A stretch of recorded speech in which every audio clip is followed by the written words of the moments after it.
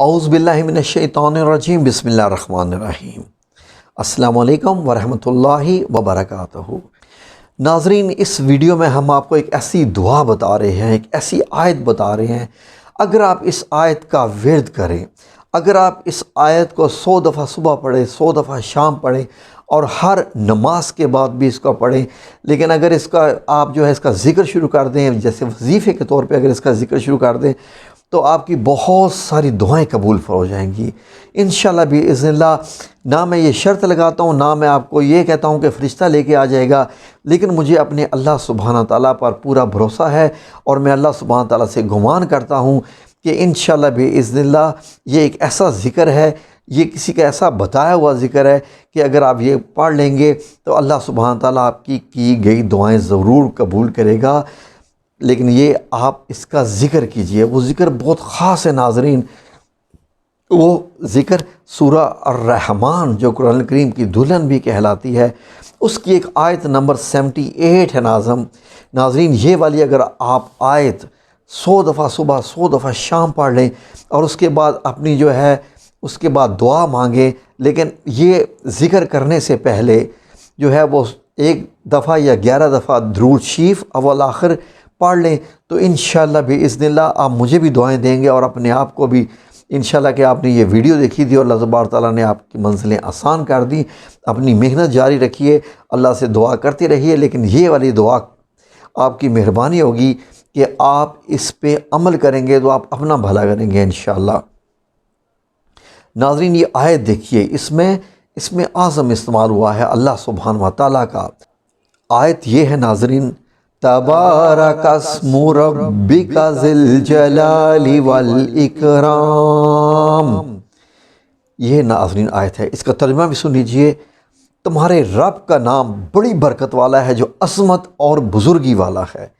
یہ وہ نام ہے جس میں اللہ نے اپنی عظمت اور بزرگی جو وہ بتائی ہے، اس لیے ناظرین یہ بہت بڑا نام ہے۔ اس کو جو ہے وہ رسول اللہ صلی اللہ علیہ وسلم نے ایک میں نے ویڈیو لگائی ہے، اس میں اعظم کے طور پر بھی بتایا گیا ہے، اس لیے آپ اس کو جو ہے وہ اپنی ذکر میں شامل کر لیجئے صبح شام، اور پھر انشاءاللہ باذن اللہ دیکھیے اللہ سبحانہ تعالیٰ آپ کے معاملات کتنے آسان کر دیں گے۔ ناظرین، ذکر کیا کیجئے، کوئی بھی یہ جو نئی جنریشن ہے ان سے بھی یہ میری گزارش ہے کہ ذکر اللہ سبحانہ تعالیٰ کے بتائے ہوئے ہیں۔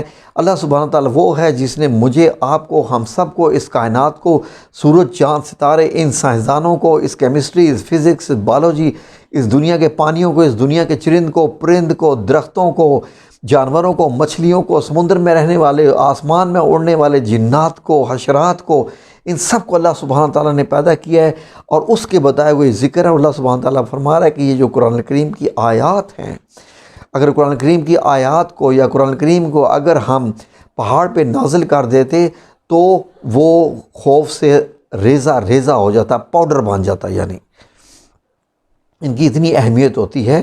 اس لیے ذکر کو اتنا مت لیجیے، اس ذکر کی بہت پاور ہے، ٹھیک ہے جی۔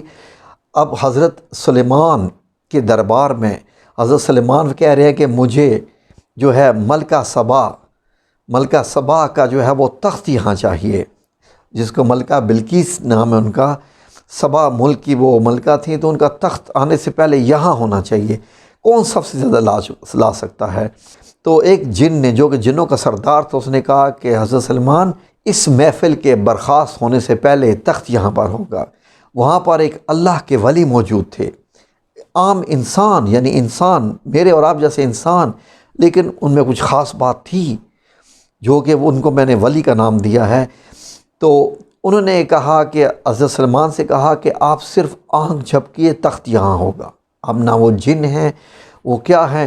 تو حضرت سلمان نے کہا یہ ٹھیک ہے، تو تخت وہاں پہنچ گیا تھا۔ ان کا نام تھا آصف بن برخیہ رحمۃ اللہ علیہ۔ اور اللہ سبحانہ تعالیٰ قرآن کریم میں ان کے متعلق بتا رہے ہیں کہ ہم نے کتاب علم، جو علم والی کتاب ہے، اس میں سے ہم نے تھوڑا سا ان کو علم عطا فرمایا تھا۔